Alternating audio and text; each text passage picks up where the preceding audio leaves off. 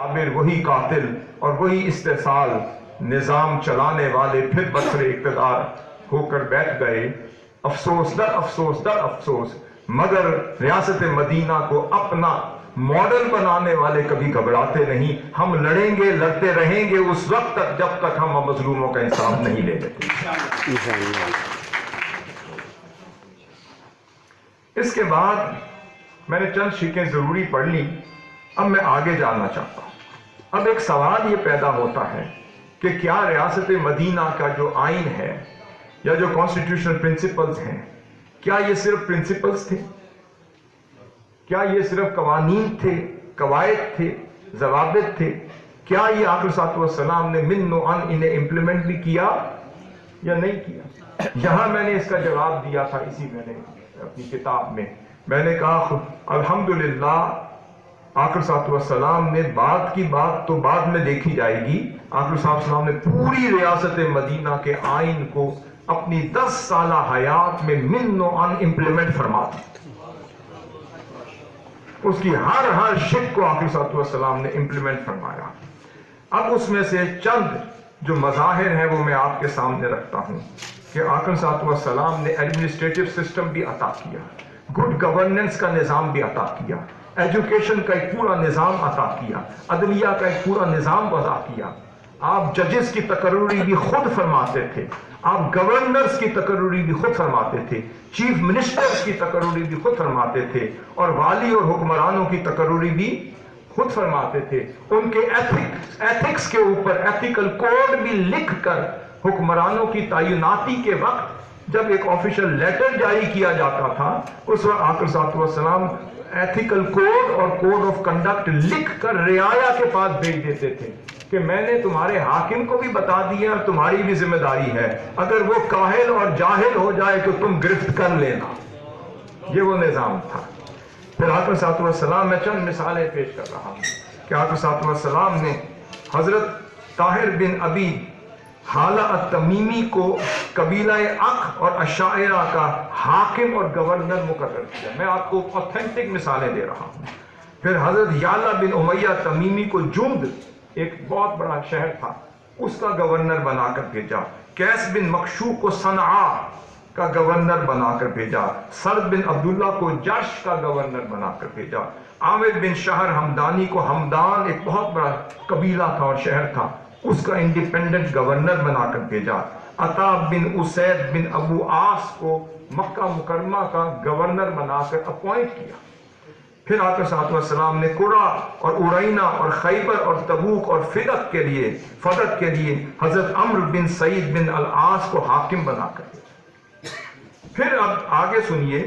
پھر آقا صلی اللہ علیہ وسلم پھر ان کے لیے جب لیٹرز لکھتے ان کی ذمہ داریوں کا تعین کرتے، امر بالمعروف اور نہی عن المنکر کو مینشن کرتے، اور حاکم کے ان کے حقوق اور واجبات اور پھر رعایا کے حقوق اور واجبات لکھوا کر بھیجتے تاکہ ان کا مواخذہ لینے کا وقت آئے مواخذہ بھی کریں، اپنا حق لینے کا وقت آئے حق بھی لیں.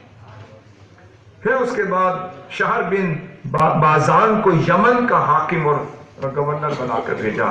پھر زیاد بن بسید خزرجی کو حضرہ موت کا گورنر بنا کے بھیجا. ابو موسیٰ اشعری کو معارب کا گورنر بنا کے بھیجا. ابو زید انصاری، آپ سنیں، عمان کا گورنر بنا کے بھیجا. آپ وسعت دیکھیں اس ریاست مدینہ کی کہ وہ وسیع سے وسیع تر ہوتی جا رہی تھی. پھر منذر بن سابی کو بحرین کا آپ صلی اللہ علیہ وسلم نے حاکم اور گورنر بنا کے بھیجا.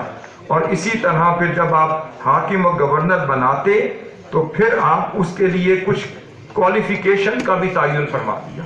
یہ نہ سمجھیں کہ ہر جاہل اور ہر عام اور خاص کو گورنر بنایا جا رہا تھا. میں آپ کو بہت اچھی آگے ایک مثال دینے لگا ہوں. آقا صلی اللہ علیہ وسلم نے تقرری کا ایک کرائیٹیریا بنایا. جہاں آپ کی سرکاری اپوائنٹمنٹس ہوتی ہیں اس کے کرائیٹیریاز ہیں، آپ کو کوالیفائی کرنا پڑتا ہے، پھر آپ اس اہل ہوتے ہیں، پھر آپ کی تقرری ہوتی ہے. آپ صلی اللہ علیہ وسلم نے تقرری کا معیار گورنرز کے لیے، امبیسڈرز کے لیے، چیف منسٹرز کے لیے، حکام کے لیے جو گورنری کا معیار تھا وہ علم اور معرفت رکھا. سب سے پہلے صلاحیت اور قابلیت رکھا، نمبر 2. پھر بعض اوقات صلاحیت، اہلیت اور تجربہ کے اوپر پھر آگے ایکسپرٹیز اور کیپیبلٹی کو بھی بعض کا ترجیح دی جاتی تھی. اور دولت والے کو کبھی کوئی حیثیت حاصل نہیں تھی ریاست میں. دولت کے بل بوتے پر سیٹیں جیتنے والے کی کوئی حیثیت ریاست مدینہ میں نہیں تھی۔ پاکستان اس وقت تک ریاست مدینہ کا عکس نہیں ہو سکتا جب تک دھن دھوس اور دھاندلی پر مبنی الیکشن کا نظام ختم نہیں ہوتا، شام لپیٹا نہیں جائے گا۔ اس وقت تک ریاست مدینہ کا عکس اس پاکستان میں نظر نہیں آئے گا۔ یہاں بنیاد پیسہ ہے، وہاں بنیاد عقل تھی، دانش تھی، خرد تھی، صلاحیت تھی، اہلیت تھی، کیپیبلٹی تھی۔ جب تک کیپیبلٹی معیار نہیں بنے گا ہم معیاری مسلمان پیدا نہیں کر سکتے۔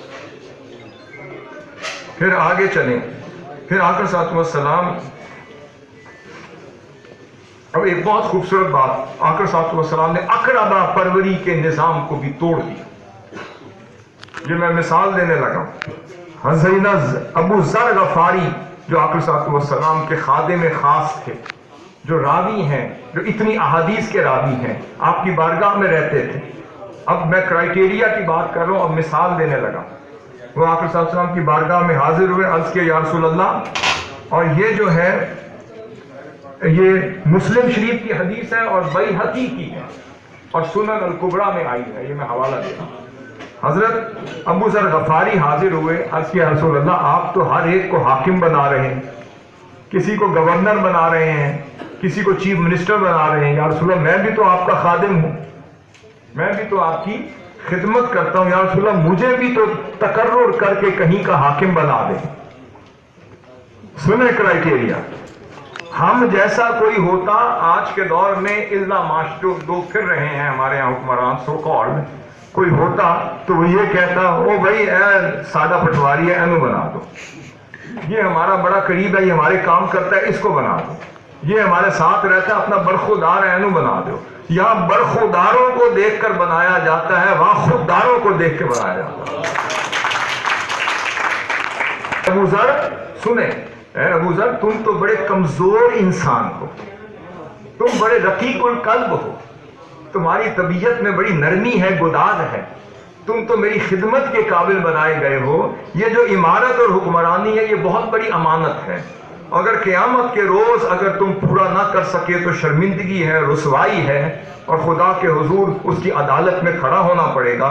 اس لیے ابو ذر تیرے لیے بہتر ہے کہ محمد صلی اللہ علیہ وسلم کی خدمت میں رہ، یہ ذمہ داریاں کسی اور کو کر دے۔ دینے لگا ہوں، یہ ترمذی شریف کی حدیث ہے، کہاں کی؟ ترمذی شریف، آپ یاد رکھیے گا، آپ کوٹ کریں، ہو سکتا ہے جج کے سامنے کرنی پڑ جائے۔ یہ ترمذی شریف کی حدیث ہے اور سنن میں آئی کہ سیدنا عباس رضی اللہ تعالیٰ عنہ، وہ کون تھے؟ آقا صلی اللہ علیہ وسلم کے چچا تھے۔ انہوں نے بھی دیکھا کہ حضور تو گورنر پہ گورنر بناتے جا رہے ہیں، یہاں تو حکمرانی تقسیم ہو رہی ہے، یہاں تو حاکم بنائے جا رہے ہیں۔ وہ بھی حاضر ہو گئے، عرض کہ یا رسول اللہ مجھے بھی کہیں حاکم بنا کر یا گورنر بنا کے بھیج دیں۔ سیدنا عباس رضی اللہ تعالیٰ نے فرمایا میں نے روایت دے دی آپ کو، مجھے بھی کہیں حاکم بنا کے بھیج دیں۔ آقا صلی اللہ علیہ وسلم نے کیا فرمایا؟ فرمایا یا ام رسول اللہ صلی اللہ علیہ وسلم، بڑے پیار سے اے رسول اللہ صلی اللہ علیہ وسلم کے چچا جان، صلی اللہ العافیہ فی الدنیا والآخرہ، آپ صرف اللہ سے دنیا اور آخرت کی عافیت مانگے، یہ ریاستیں، یہ حکمرانیاں، یہ گورنری آپ کے لیے نہیں، آپ حضور کے چچا ہی کافی۔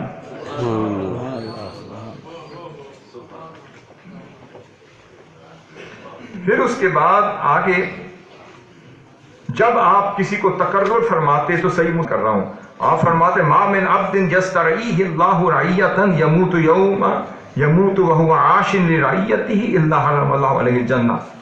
فرمایا کہ اگر کسی شخص کو حاکم مقرر کر کے امانت سونپ دی جاتی ہے اور وہ اپنی رعیت کے حقوق میں حق تلفی کا مرتکب ہو جاتا ہے اور خیانت کر بیٹھتا ہے تو روز قیامت اللہ رب العزت نے اس پر جنت حرام کر دی۔ یہ آپ سنائے جاتے ہیں۔